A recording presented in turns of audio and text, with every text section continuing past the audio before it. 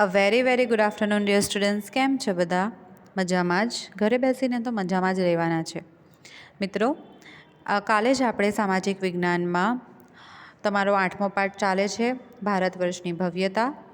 એ પાઠમાં જ આપણે ભારતમાં સાહિત્યનો વારસો, ધાર્મિક સાહિત્ય, ધર્મ સિવાયના સાહિત્યો અને વિદેશી મુસાફરોના વર્ણનો તેના વિશે અભ્યાસ કરેલો હતો.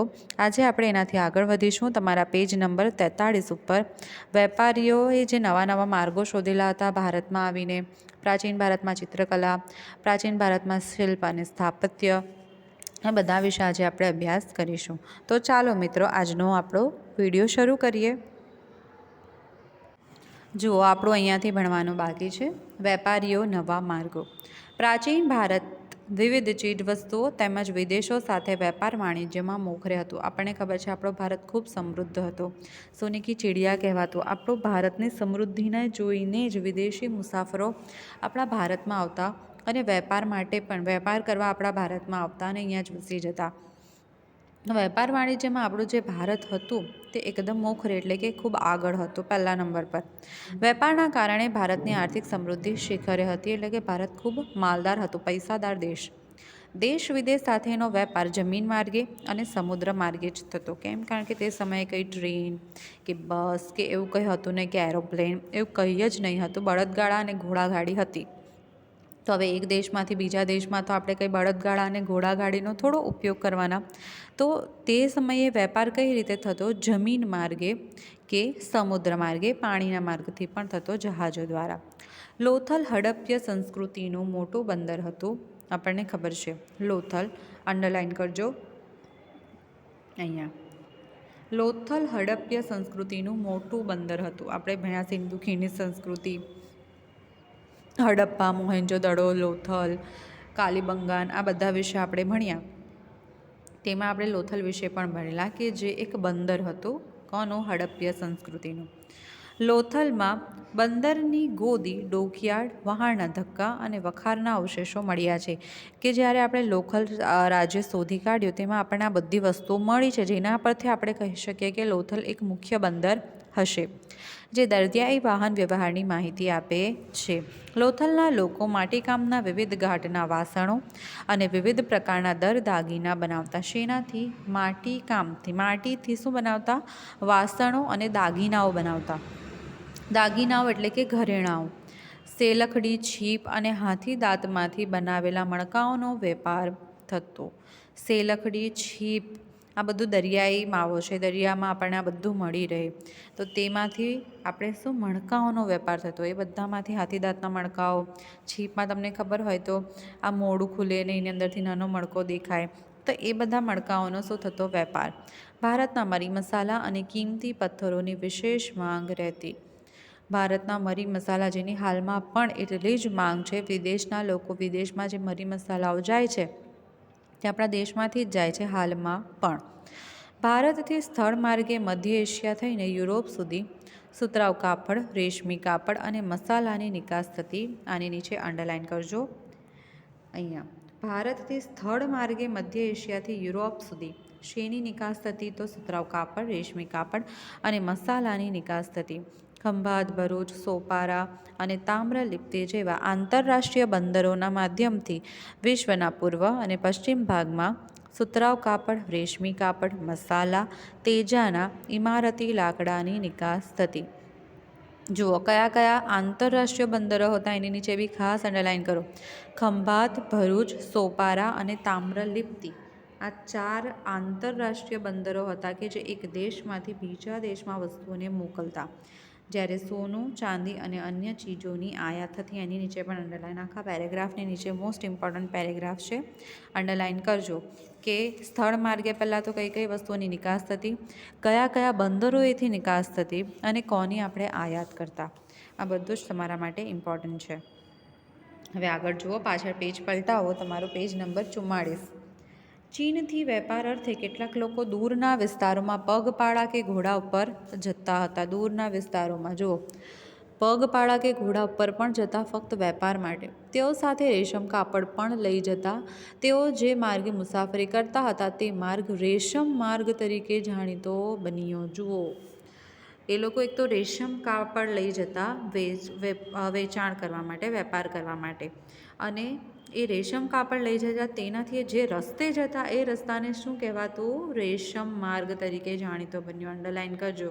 તેઓ સાથે રેશમ કાપડ લઈ જતા વેપાર માટે, તેથી તે માર્ગને શું કહેવાય? રેશમ માર્ગ.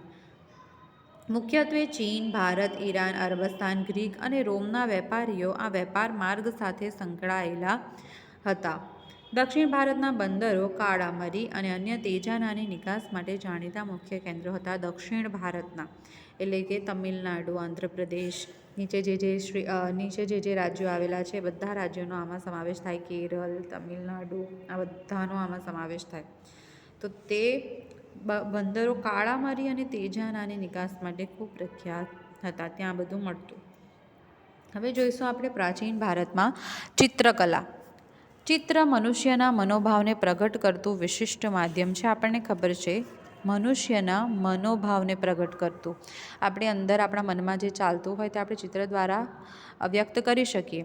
સાથે સાથે તે સમયની વાસ્તવિક પરિસ્થિતિનું પણ ચિત્રણ કરે છે, કે જે સમયે જે પરિસ્થિતિ થતી હોય તેને આપણે એક ચિત્રમાં કેપ્ચર કરી લઈએ. એક ફોટો, હવે તો આપણે ફોટાનો જમાનો છે એટલે કે કંઈ ચિત્ર દોરવા નથી બેસતા, એક ફોટો ક્લિક કરી લઈએ છીએ એ મુમેન્ટનો. આપણે કશે ફરવા જઈએ તો એ ફરવા જઈએ ત્યારે આપણે યાદગીરી માટે ફોટાઓ પાડીએ, પણ પહેલાંના સમયમાં તો કેમેરો નહીં હતો, તો લોકો શું કરતા? એ પરિસ્થિતિનું ચિત્ર દોરી લેતા. ભારતમાં સૌથી જૂના ચિત્રો પાષાણ યુગના મળી આવે છે. આપણે જોયું આ પાષાણ યુગના મળી આવે છે, ખાસ અંડરલાઇન કરો. ભારતના સૌથી જૂના ચિત્રો પાષાણ યુગના મળી આવે છે. એક મિનિટ, હું વ્યવસ્થિત તમને કરીને બતાવું. આવ્યું અહીંયા છે. મધ્યપ્રદેશમાં ભીમબેટકા નામના સ્થળેથી પાષાણ યુગના સમયની આદિમ જનજાતિએ દોરેલા 500 કરતાં પણ વધારે ચિત્રો મળી આવેલા છે ભીમબેટકામાંથી, કે જે પણ લોથલ વલ્લભી જેવું જ એક અગત્યનું નગર હતું, જે આજે પણ એટલા જ જીવંત છે કે એટલા જ સરસ છે જેટલા એ સમયે હતા. આ સિવાય અજંતા, ઇલોરા અને બાઘની ગુફાઓમાં તથા અમરાવતીમાં ભારતીય સંસ્કૃતિ સાથે સંકળાયેલા ચિત્રો મોટા પ્રમાણમાં મળી આવે છે. આ બધી જ ગુફાઓમાં ભારતીય સંસ્કૃતિ સાથે, એટલે કે ભારતની સંસ્કૃતિ કયા પ્રકારની હતી તે આપણે ચિત્રો પરથી ખબર પડે છે. અજંતા ઇલોરાના ચિત્રો વિશ્વવિખ્યાત છે. અંડરલાઇન કરો. કઈ ગુફાના ચિત્રો વિશ્વવિખ્યાત છે? તો અજંતા ઇલોરાના, જેમાં બુદ્ધની જાતક કથાઓને અને બુદ્ધની સાધનાને ચિત્રોમાં વ્યક્ત કરવામાં આવે છે. અજંતા ઇલોરામાં જે પણ ચિત્રો દોરેલા છે એ બધા ભગવાન બુદ્ધને લગતા છે. પદ્મપાણીનું વિશ્વવિખ્યાત ચિત્ર ભારતીય સંસ્કૃતિનું ઘરેણું છે. તો ઇલોરાનું શિવ મંદિર એ એક જ શિલામાંથી કોતરેલું મહાન શિલ્પ છે. ઇલોરાની ગુફામાં શિવ મંદિરનું એક મોટું ચિત્ર દોરેલું છે, કે જે ખૂબ જ મહાન શિલ્પકારે દોરેલું છે. તો મિત્ર, આ હતો આપણો ચિત્રકલાનો વારસો, કે આપણા દેશમાં ચિત્રકલા કઈ રીતે આવી. હવે આપણે જોઈશું પ્રાચીન ભારતમાં શિલ્પ અને સ્થાપત્ય. કયા કયા શિલ્પો બનાવડાવ્યા, કયા કયા સ્થાપત્યો આપણને પ્રાચીન ભારતે ગિફ્ટમાં આપ્યા, જે હમણાં આપણી પાસે છે. જુઓ, હડપ્પીય સભ્યતામાં જોવા મળતું નગર આયોજન એ ભારતીય સ્થાપત્યના વિશ્વ પ્રસિદ્ધ નમૂના છે. ખાસ અંડરલાઇન કરો. ભારતીય સ્થાપત્યના વિશ્વ પ્રસિદ્ધ નમૂનો કયો છે? તો હડપ્પીય સંસ્કૃતિનું નગર આયોજન. આના વિશે પણ આપણે આગળ ભણી ગયા છે આગળના પાઠમાં. ખૂબ સારું નગર આયોજન હતું. તમને યાદ હોય તો એક પાણીનો કુંડ હતો, સ્વિમિંગ પુલ જેવું હતું, ગટર યોજના હતી, વરસાદના પાણીના નિકાલની પણ ખૂબ સરસ એવી યોજના હતી, પછી સ્નાનાગર હતું. આ બધું જ આપણે ભણી ગયા. તો એક સ્થાપત્યનો વિશ્વવિખ્યાત નમૂનો છે. એક સમાન નગરરચના, સ્નાનાગર, અનાજના કોઠાર, ઔદ્યોગિક એકમો અને વરસાદી પાણીના પ્રબંધ સાથે સંકળાયેલા અનેક સ્થાપત્યો હડપ્પીય સભ્યતા સાથે સંકળાયેલા છે. જો એક સમાન નગરરચના, બધું નગરરચના વિશે જ કીધેલું છે. સ્નાનાગર મેં તમને કીધું, સ્વિમિંગ પુલ હતો, ઔદ્યોગિક એકમો પણ હતા, એટલે કે કંપનીઓ પણ હતી તે સમયે. જે પ્રાચીન ભારતનો ઇજનેરી કળાનો ઉત્તમ નમૂનો છે. આ બધું બનાવેલું છે સ્થાપત્યો, અને સ્થાપત્યો એટલે એન્જિનિયર જ હોય, સિવિલ એન્જિનિયર. તો આ બધો એક ઉત્તમ નમૂનો છે શેનો? ઇજનેરીનો. આ સ્થાપત્યોમાં ગુફા સ્થાપત્ય, મંદિર સ્થાપત્ય અને મહેલોના સ્થાપત્યોનો સમાવેશ થાય છે. કેમ કે એ સમયે લોકો ગુફામાં રહેતા, મોટા ભાગે ગુફામાં જ રહીને એ ગુફાની જે દિવાલો હોય એના ઉપર ચિત્રો દોરતા, મંદિરો ખૂબ સરસ સરસ બાંધતા, અને મહેલો, રાજાઓ તો મોટા મોટા મહેલોમાં જ રહે, જે આપણે હમણાં પણ જોવા જઈએ ને બધે, ઉદયપુર, જયપુર, રાજસ્થાનમાં બધા મહેલો જ જોવા જઈએ છીએ, કિલ્લાઓ જે છે તે સમાવેશ થાય છે. ગુફા સ્થાપત્યોમાં બારાબારની પહાડીઓ, નાસિકના ગુફા શિલ્પો, અજંતા ઇલોરા અને અમરાવતીના ગુફા શિલ્પોનો સમાવેશ થાય છે. જુઓ હવે આગળ. શિલ્પકલામાં મૂર્તિકલાનો ભારતમાં પૂર્ણપણે વિકાસ થયો હતો. જો શિલ્પકલામાં શેનો? મૂર્તિકલાનો. મૂર્તિ, ભગવાનની મૂર્તિઓ બનાવાય કે કોઈ પણ બધી અલગ અલગ જાતની મૂર્તિઓ બનાવવાનો ખૂબ વિકાસ થયો પ્રાચીન ભારતમાં. મૂર્તિકલામાં 2 કલા શૈલીઓ પ્રાચીન ભારતમાં પ્રચલિત હતી. કેટલી? 2 કલા શૈલીઓ. પહેલી હતી એક તો ગાંધાર કલા. હવે ગાંધાર કલા શું છે? જે ગ્રીક અને ભારતીય કલા શૈલીનો સંગમ હતી. એની નીચે અંડરલાઇન કરો. ગાંધાર કલા એટલે કે જે ગ્રીક અને ભારતીય કલા શૈલીનો સંગમ. એટલે ગાંધાર કલામાં ગ્રીક જે દેશ છે એની કલા અને આપણા ભારતની કલા બંને મિક્સ કરતા સંગમ હતી. બંને મિક્સ રૂપે આ ગાંધાર કલા આપણને જોવા મળતી. ઉત્તર પશ્ચિમ ભારતમાં, અફઘાનિસ્તાનમાં આવેલા તક્ષશિલા અને ગાંધારમાં કલા શૈલીના અનેક નમૂના મળ્યા છે. શેના નમૂના? ગાંધાર કલાના. તેમાં બુદ્ધની મૂર્તિઓ મોટા પ્રમાણમાં બની હતી, કારણ કે તે સમયે લોકો બૌદ્ધ ધર્મ વધારે પાળતા. બુદ્ધની વિશાળ પ્રતિમાઓ આ કલા શૈલીમાં બામિયાન અને ચાર સડ્ડામાં જોવા મળે છે. અને નીચે અંડરલાઇન કરજો કે બુદ્ધની જે વિશાળ પ્રતિમાઓ છે તે ક્યાં જોવા મળે છે? તો બામિયાન અને ચાર સડ્ડામાં જોવા મળે છે. હવે છે આપણે કીધું કે 2 શૈલીઓ પ્રાચીન ભારતમાં પ્રચલિત હતી. એક તો ગાંધાર કલા અને બીજી અન્ય કલા શૈલી સંપૂર્ણ ભારતીય છે, જે મથુરા કલા તરીકે ઓળખાય છે. પહેલાંનું નામ શું હતું? ગાંધાર કલા. અને જો આવ્યું ગાંધાર કલા. અને બીજાનું નામ શું છે? મથુરા કલા તરીકે ઓળખાય છે. તેમાં પણ સૌપ્રથમ શેની મૂર્તિઓ બની? ભગવાન બુદ્ધની જ મૂર્તિઓ બની. ત્યારબાદ મથુરા કલા શૈલીમાં હિન્દુ દેવી દેવતાઓની મૂર્તિઓ બનવા લાગી. મથુરા તો ભગવાન શ્રી કૃષ્ણનું ઘર છે, તો એમાં હિન્દુ દેવી દેવતાની મૂર્તિઓ બનવા લાગી.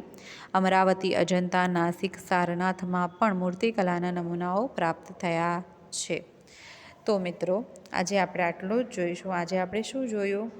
કે પ્રાચીન ભારતમાં ચિત્રકલા કઈ રીતે વિખ્યાત થઈ, પ્રાચીન ભારતમાં શિલ્પો અને સ્થાપત્યો કઈ રીતે વિકસિત થયા, વેપારીઓએ કયા કયા માર્ગે વેપાર કરતા, તેમાંથી શું સ્થળ માર્ગે અને જળ માર્ગે, જમીન માર્ગે અને જળ માર્ગનો ઉપયોગ કરતા, તેમાં આપણે શું આયાત કરતા, શું નિકાસ કરતા, કયા કયા બંદરેથી આયાત કરતા. તો આ બધું જ આપણે આજે જોયું. હવે આની આગળનું જે છે તે આપણે નેક્સ્ટ વિડીયોમાં જોઈશું. મિત્રો જુઓ, તમારે ફક્ત વાંચવા પર ધ્યાન આપવાનું છે. હોમવર્ક હશે તે હું તમને આપું છું, તમારે એપ્લિકેશનમાં જોતા રહેવાનું. ઓકે મિત્રો, તો અહીંયા આજનો વિડીયો આપણે પૂરો કર્યો છે. Thank you.